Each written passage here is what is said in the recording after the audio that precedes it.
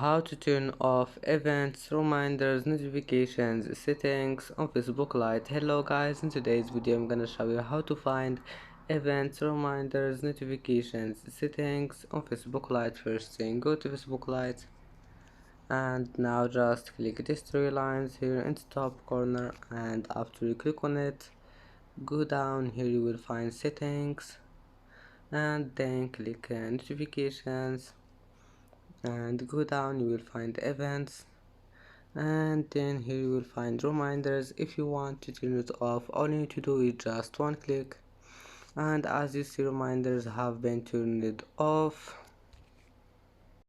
And that's it for today's video. If you like this video, please don't forget to like and don't forget to subscribe, and thank you for watching this video until the end, and now see you in the next video.